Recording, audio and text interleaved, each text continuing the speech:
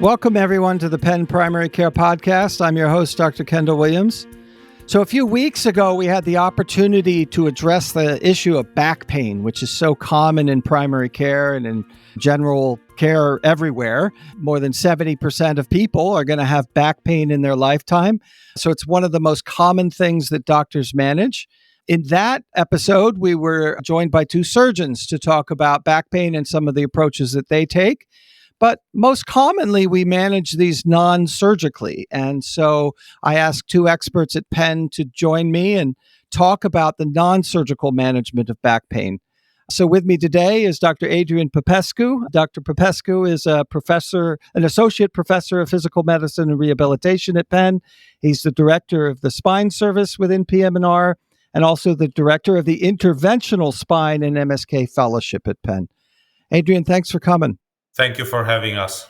Also with us is Dr. Douglas Gugger. Dr. Gugger comes from the other side of the surgical management. He comes from the anesthesiology side. He is an assistant professor of anesthesiology and critical care at Penn, and he is the program director for the Pain Med Fellowship within anesthesiology. Doug, thanks for coming. Thanks for having us. I am the associate program director, work with Sharmal Gohil. Sounds great. So at Penn, when I evaluate a patient in the primary care environment, I do my own evaluation. I decide if there are any red flags present that need to be evaluated more urgently with imaging. If not, sometimes I'll send them to physical therapy. Oftentimes patients have come in and done some physical therapy on their own or have seen chiropractors or sort of gone down a little bit of the path of back pain management already, and they're looking for something more. And it's at that point that I refer them to you. And then patients go to the Spine Center where they're evaluated by sometimes the very doctors that are on this podcast today. So what happens when we send them to you? Adrian, maybe I'll start with you. Sure. We welcome them and we tell them how good of a partnership we have with primary care.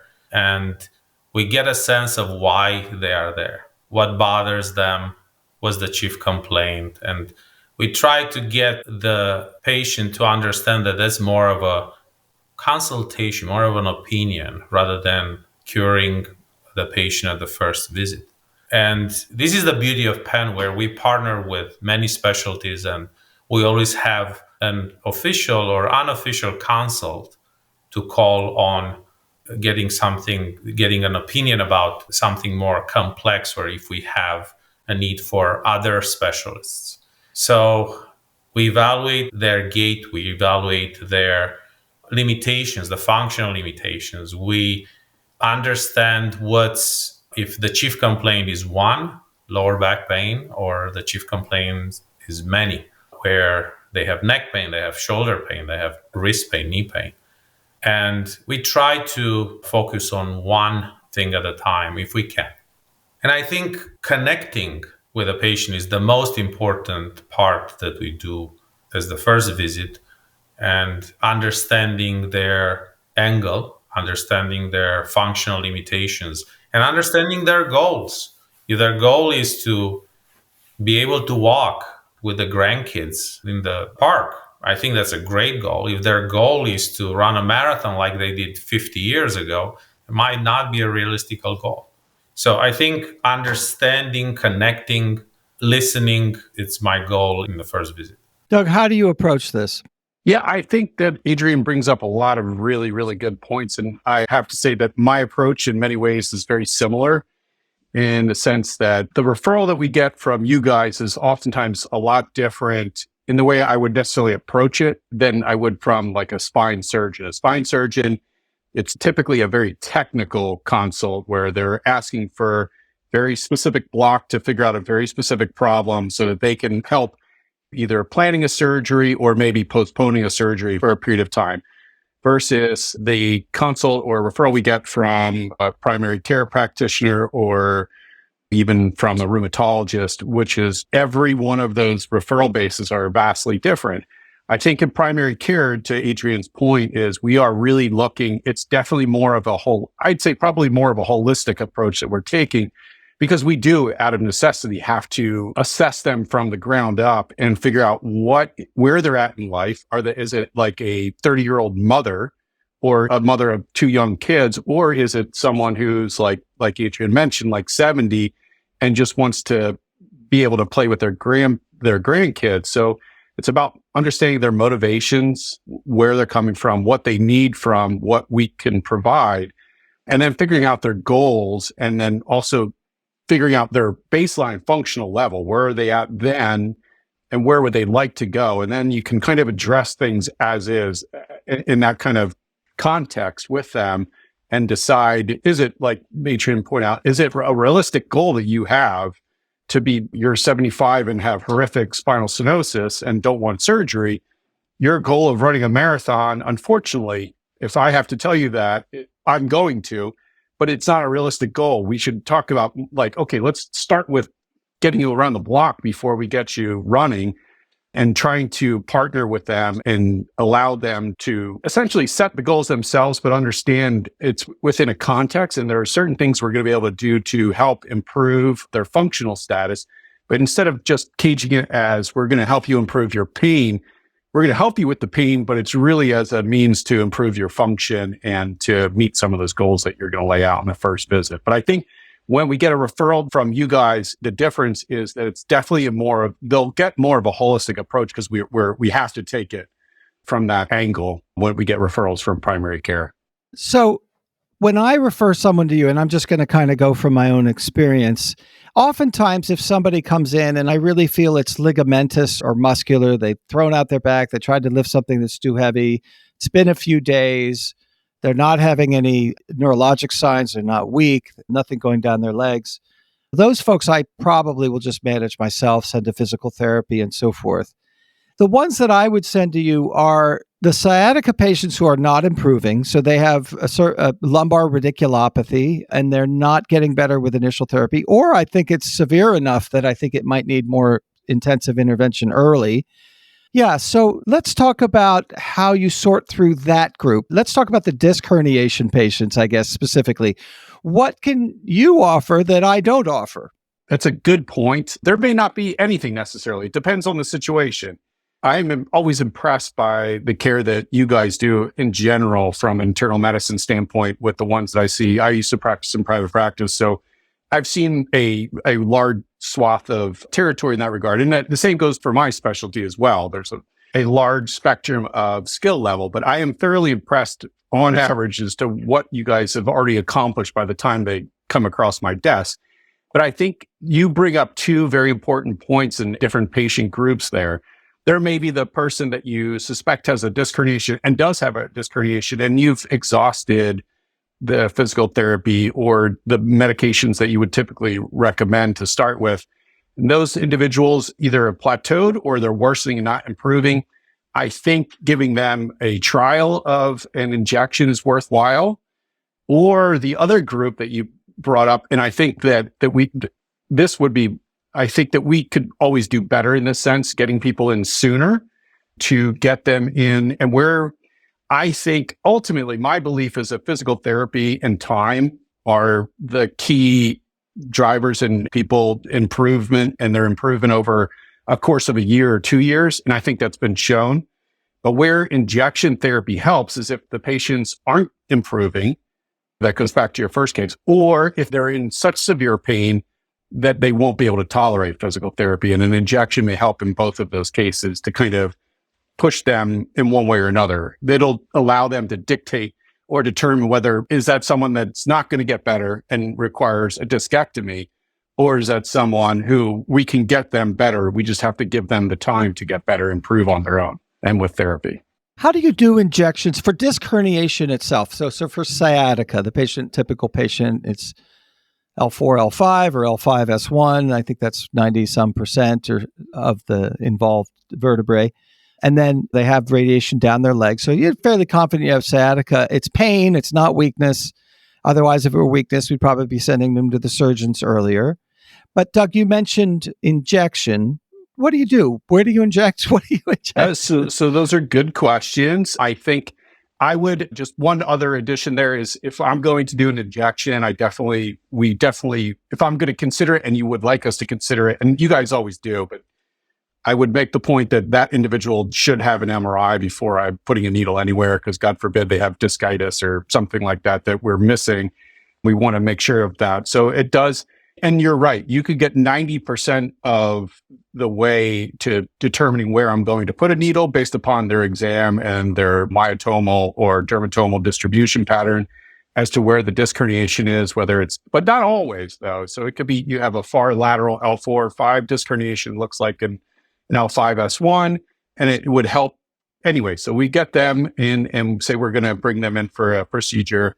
We'll go to one of our surgical centers. Adrian is typically at Tuttleman. I'm usually at Radnor, but it's under live fluoroscopic guidance, which is our standard of care at this point in time and has been for some time. We bring them in and it's a completely sterile procedure. So we do everything sterilely, just like you would if you went to surgery, with the exception, we don't get gowned, but we wear sterile gloves and it's under ChloraPrep with sterile drapes. And then the next step is we bring in the X-ray and we utilize the X-ray to locate the specific level that we've already comparing back to the MRI. So let's say it's an L4 disc herniation, the L4-5 disc herniation, and it's leftward. So evidence would support that you should do either a transforaminal epidural steroid injection, meaning coming in from the angle of the foramen, and you would probably either do it at L4 and 5, or maybe just L4, depending on where their significant amount of symptoms are. Or the other technique that we will sometimes use is what we call an interlaminar epidural steroid injection, which is what we all, I think, like if you've ever seen an epidural done in the past, it's with a loss of resistance syringe, and similar to what you would do like for any sort of like when our wives would have had children back whenever that may have been. But the transforaminal approach is, technically speaking, a more targeted approach in which you're kind of, I always say, like bookending the disc herniation and kind of getting steroids right around where that disc is herniated. The idea is that you're getting the steroids to the area where that herniation is causing that nasty inflammatory reaction, especially in the acute phase. This is what we want to do. And it will reduce any sort of significant inflammatory process that's occurring at that time to reduce the pain. And I know you mentioned the weakness typically going to a surgeon. You can see improvement with weakness if that area, that inflammation is decreased enough after a injection to improve it. But I totally agree. If there's weakness involved, I also would probably send to a surgeon to be safe. Or just for an opinion. To go back on the disc herniation, the first thing that we do, I'm trying to understand if the patient has a preferential direction, a preferential position, something that takes the pain away. And that's a very, very good outcome indicator. And without going into details, the epidural injection or the selective nerve root block, if the referral comes from a surgeon, how do we do those? Precise. It's all about precision. It's all about covering the target area with the medication. Anything else in our practice is suboptimal. And I really like Penn Medicine is very unique in having something that few hospital systems have, and that's called accountability to your peers and to the patient. So if you send me a patient, I better do the best I can to get that patient back on his feet. Because then you're going to call me and say, Adrian, you were talking about precision and nothing got accomplished. So in one word, how do we do procedures? Precision. And I think it's key to understand that covering the correct target with contrast dye and using the proper medication, using the common safety measures that we use, the digital subtraction imaging and everything else as a standard, I think it puts patients at ease and it puts our colleagues at ease. What are your expectations following a steroid injection for a disc herniation? Is it curative or are you... Depends. So it depends on location, size, patient, subsequent care. So it's well published in the literature that if the patient does 5 times a day, 5 minutes or 10 minutes exercise, McKenzie or mechanical diagnosis and treatment-based exercises, in addition to a very well-performed injection, the outcomes are better than doing either the injection or the therapy. So combining those two, I think, give you better outcomes. I think the phase of the inflammation or acuteness, we all like acute pain, because acute pain we can treat, we can get the patient out of pain, we can treat that inflammatory response around the nerve, and the outcomes are better. And we need to look at the literature. I'm looking at literature that actually Penn Spine Center was part of. I'm looking at adverse events, very, very low, no catastrophic events. I'm talking about outcomes. What should I tell the patient? I should tell the patient that, at least 50% of the patients are probably at least 50% better at 2 months. And 1 in 4 of those patients can be better at 1 year after one injection. Okay? If you do never a series of 3, and some people benefit from the additional. And again, it's all based on anatomy. So going back to what Dr. Gugger said, we look at the pictures. It's the technical part. We're the mechanic that needs to understand the pictures and the technique and how do we get there. And surprises we did have all the time, right? Where you have an outside hospital imaging read that looks almost normal, mild, and you look at the real images, hey, this is a foraminal disc that is clearly there, and we find the source, and the patient is happy after we treat them. So I want to ask about MRI, and going back to Doug's point that you want good imaging so you can be very specific in your location and so forth. I have gotten away from ordering MRIs myself within our system, and the reason is because we do get some pushback from insurance companies for ordering MRIs for back pain because it's an over-ordered procedure and oftentimes does not result in downstream treatments. But you're saying that you do need it when you're thinking about injections, A, and B, you can really help people. So I guess I now would frame it as it is a pre-procedural test more so than anything else. Yeah, absolutely. I would agree wholeheartedly. I mean, I think you're also talking about potentially different patient populations that you're referring. When we get referrals for an acute, if you're suspecting it's acute disc herniation, then I do think that it's certainly something that I would recommend sooner rather than later, because then you would, if there is a need for whether it's a epidural or God forbid they need surgery, and there is some evidence to suggest that if people have refractory pain despite conservative therapy, there is benefit to having an early discectomy. So I think if you put it within that framework, then it makes sense for that group of people to have an MRI early.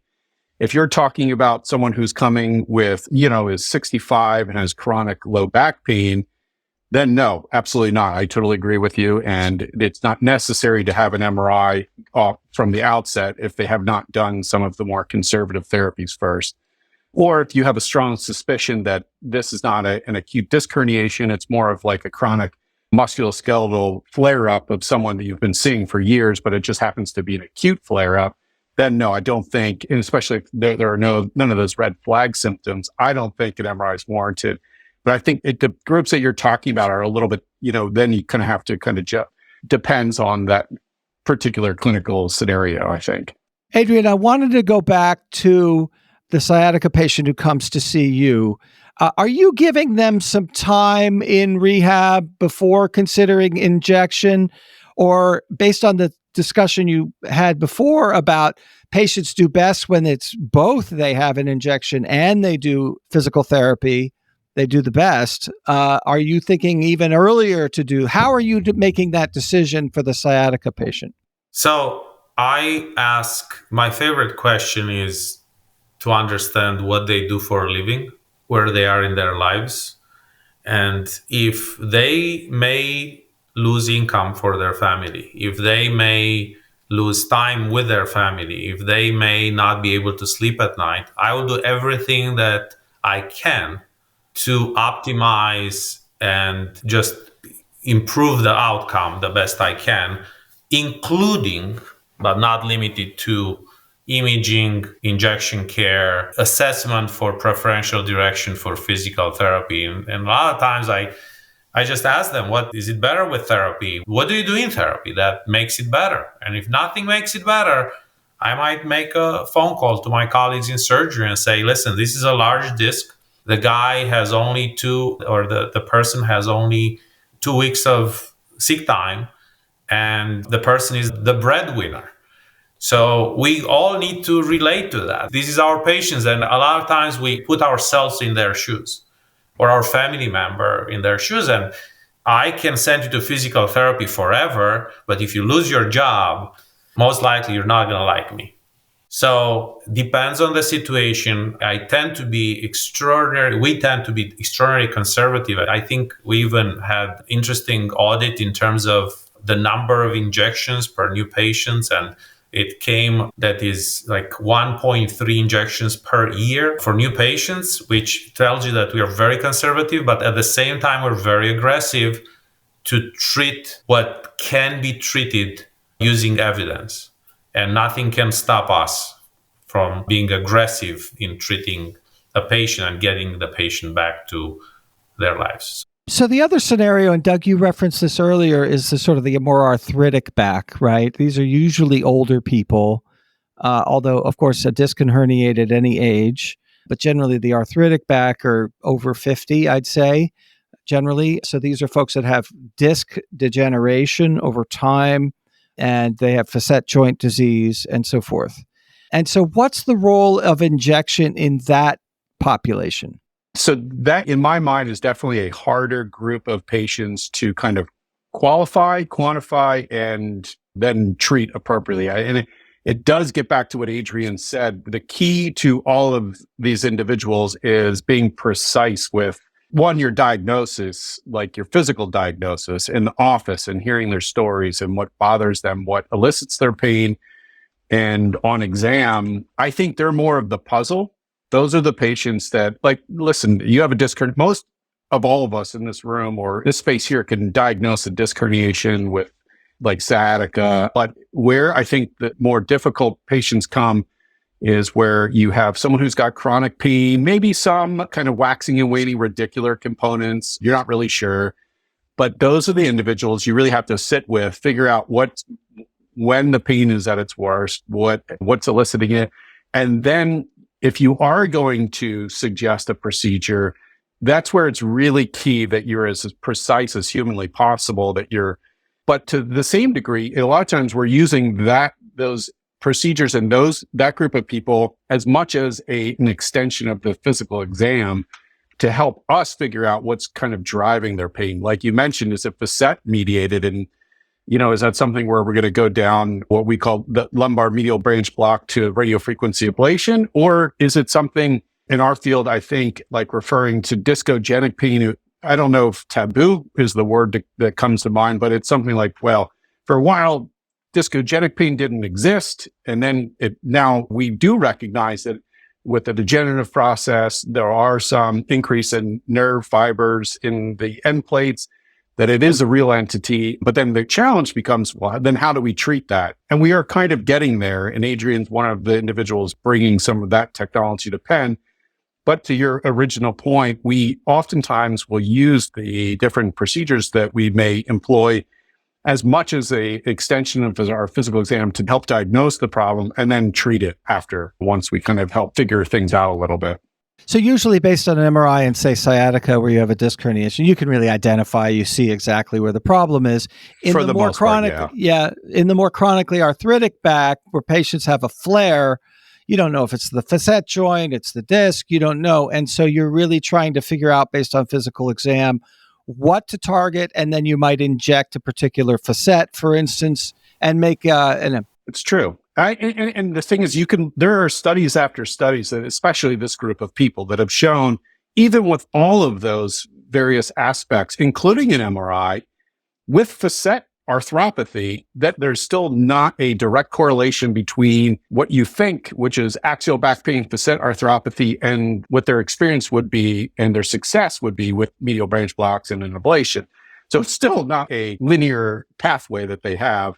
And that's still to some degree a little bit of a holy grail in our field, I think. I'm trying to further elucidate those kind of pathways and who best would be suited for somewhat more of a facet-mediated kind of procedural basis, or something like, I'm hoping Adrian will talk more about the stuff for the discogenic back pain as well, because I think it's exciting too. But is it one they should have certain clinical elements that should clue you in, but not always. And it can be a bit of a challenge. And we've even tried to use things like FDG weighted, SPECT imaging and things like that. And there was some evidence that stuff was a little bit better at predicting the specific facet joints that were aggravated, but still not perfect. We do use the procedures in that group of patients as much as a diagnostic tool as it is a therapeutic tool. Adrian, I guess for the arthritic back, you have different expectations in terms of outcomes because this is a more chronic process. And so as opposed to a disc herniation, which may be an acute thing you can fix quickly, the chronic rearthritic back is something that's you have to manage expectations a little bit more, right? That's what we do. We manage expectations and we play a detective. And we try to be a good detective and I understand the pain generator and the structure or the structures that generate the pain. And some of them are posterior elements like zygapophyseal joints or so-called facets. And some of the struct can be a pedicle fracture secondary to disease, or some of them can be bone marrow changes that can be secondary to a systemic disease like multiple myeloma that sometimes cannot be diagnosed just with an MRI, simple MRI. Sometimes can be vertebrogenic pain, discogenic pain. We're learning about inflammatory changes, and some school of thought think that this is a new biomarker for vertebrogenic pain. Even with certain ablation procedures or basovertebral nerve ablation procedure, we don't get 100%. If we have a good diagnosis and we look ourselves in the mirror at the end of the day, we're doing solidly, technically sound procedures, we obtain the best possible outcomes for the patients. But again, we need to play detective.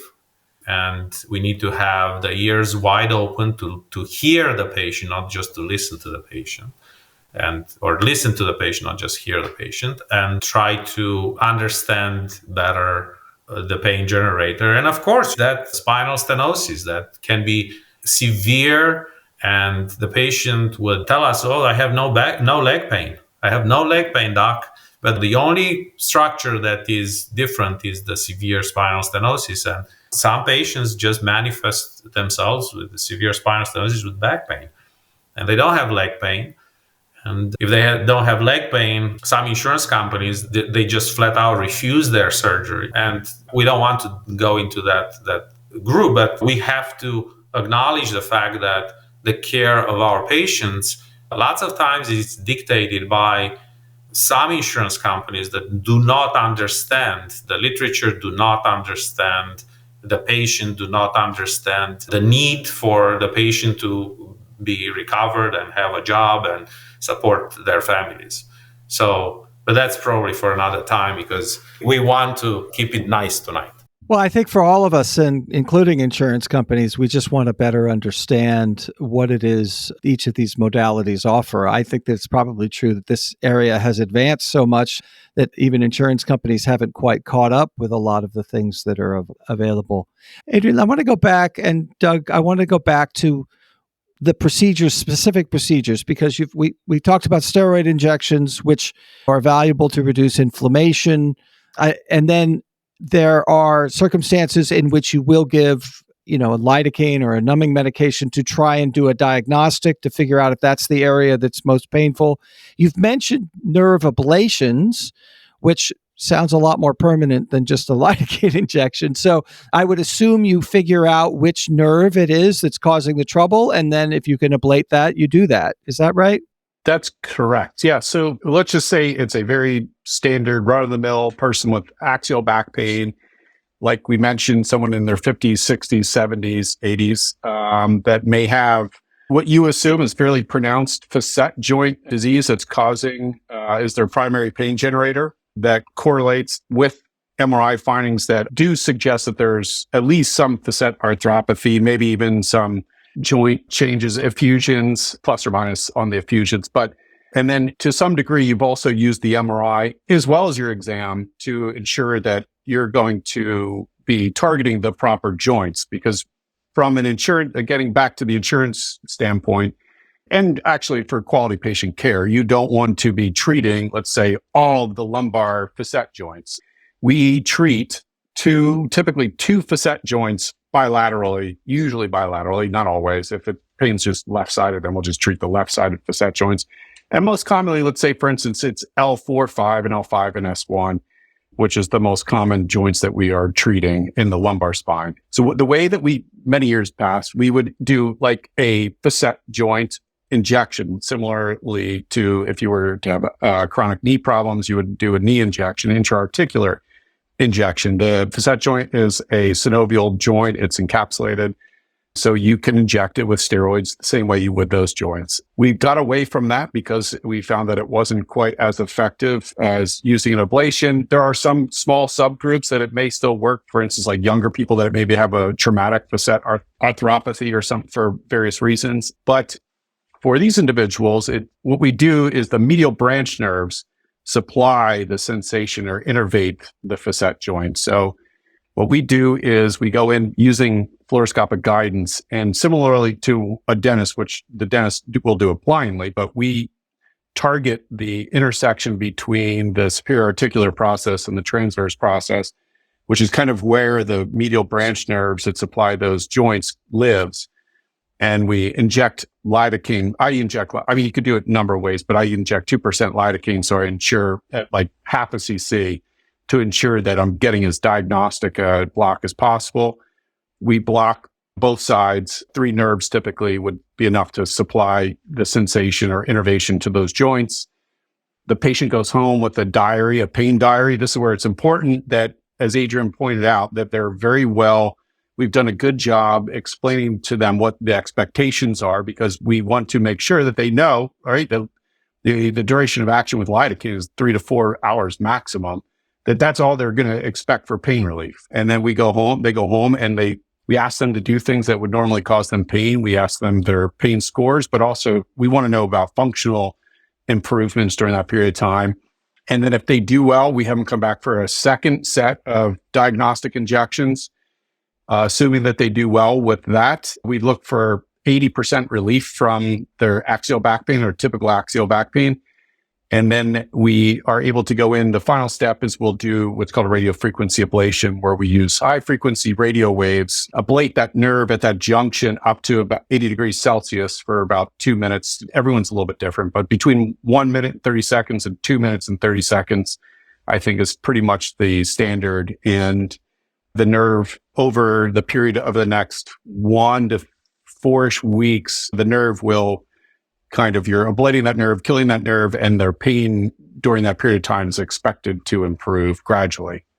And what I usually quote is, expect, if it's a well-placed block and I'm really happy with the ablation, 6 months to 2 years worth of relief. And the reason for the fact that the pain comes back is those nerves regenerate. So you will get some sensation back in the joint at some point, usually. But you really go through a process of identifying and making sure that they are better before you ablate the nerve. You've gone through that process you described. Yeah. You would not proceed with the ablation had they not improved with those first 2 steps. So we've been focusing on the facet joints. And Adrian, I want to go back to discogenic back pain, which is the disc itself we think may be painful. I understand this whole area is controversial. We don't know how much it's innervated and so forth. But let's say you don't think it's the facets, and Doug had alluded to the fact that you have some expertise in this area. How would you approach somebody that you thought where the disc itself was causing the pain? Sure. So yes, just to build up on what Doug discussed about the posterior column, and consider that, those treatments were developed in the 1980s by Professor Nikolai Bogdak from Australia. And probably the evidence is second to none in terms of treatment.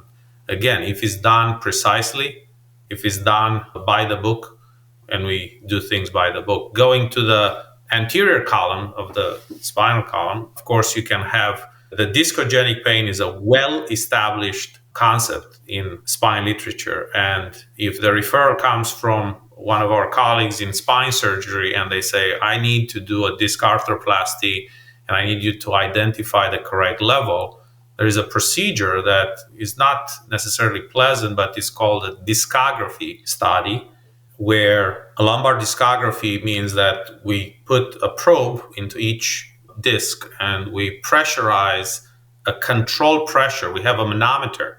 So we are we play engineer a little bit, and we pressurize that. We see the contrast dye going to the disc. We measure the opening pressure. That means that the pressure that overcomes the pressure of the disc. And we pressurize the inner part of the disc, which is nucleus pulposus. And we basically put more pressure and we go over the opening pressure. There are certain parameters that are published in the literature, like 50 psi. Psi is you do your tires, I guess. I do mine. I like playing with that. So we're driven precise guidelines to do this procedure. And if it's more than 50 psi, you measure over the opening pressure and the patient has no pain. So you have a pressure of give or take 75 psi in the disc. And the patient describes, Doc, I have no pain.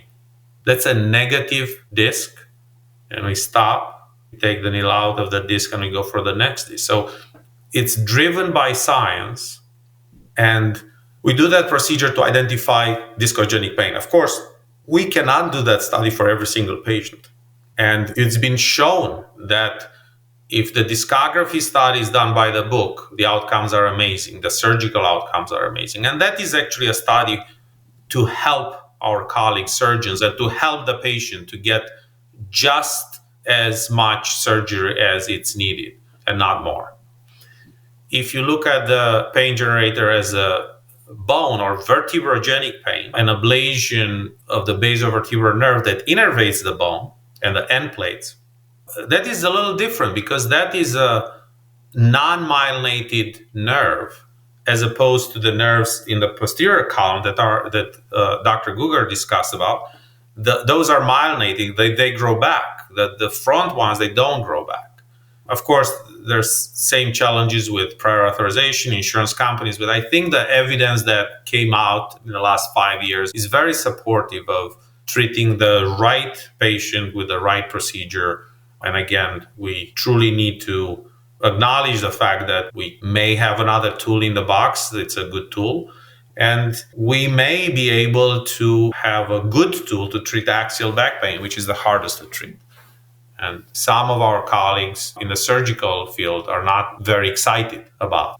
Because you'll be replacing what they do with what you do. No, that's not true. That I meant it when I said it. The axial lower back pain, you can ask 8 out of 10 surgeons that would rather have something conservative done first before they do fusion of that segment.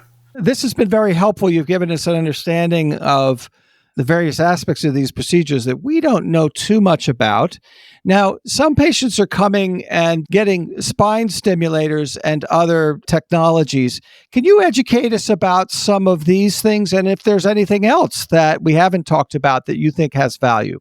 I think that a couple of things that you may hear. One are spinal cord stimulators, peripheral nerve stimulation, intrathecal pumps, and then there's a whole litany of other kind of procedures that pain and spine doctors are performing primarily on private practice, which, are various degrees of interspinous spacers. There's a whole litany of things that they're performing that we don't necessarily do here. And that's primarily, to Adrian's point, that we try our best to operate within evidence-based practice, as well as operating within the global context of the fact that we work with some of the surgeons and some of the procedures that are done in private practice are not necessarily, I don't think that they are sanctioned by certain surgeons because there's a whole host of complications that you may befall patients that is probably not best within our jurisdiction, and nor should it be. However, things that we do provide here are, we do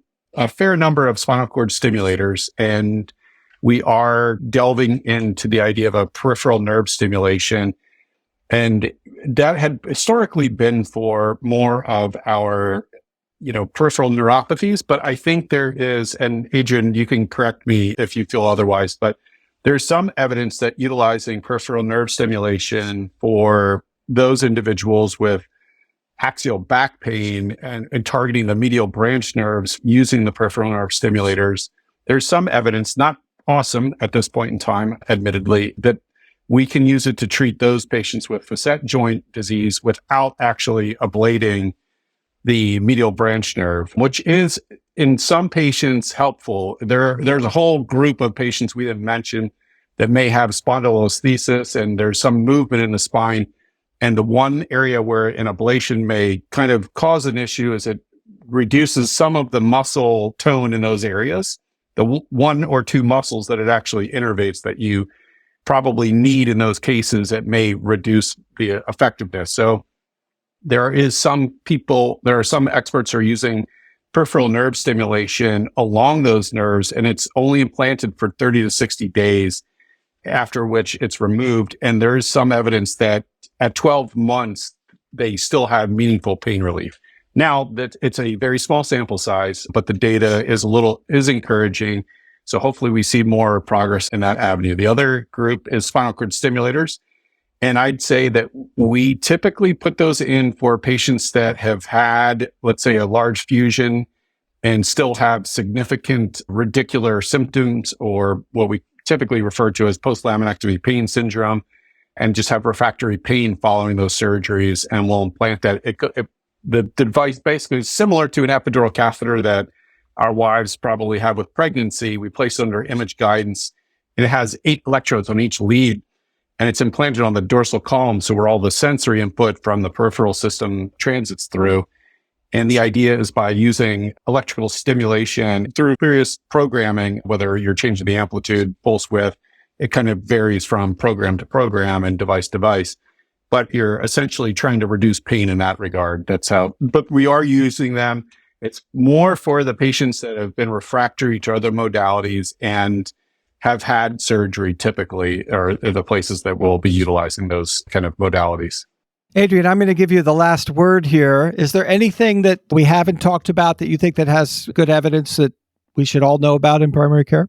Again, a precisely done procedure approaches the outcome that is as good or better that is published in different settings. And I'll just cite even though we talk about back pain, in terms of neck pain, cervicogenic headaches, the radiofrequency ablation of the nerves that innervate the Z joints or the facet joints. If you look at the study published by Bogdak and McVicker in New Zealand, Australia, there they said 70% of the patients have excellent outcomes.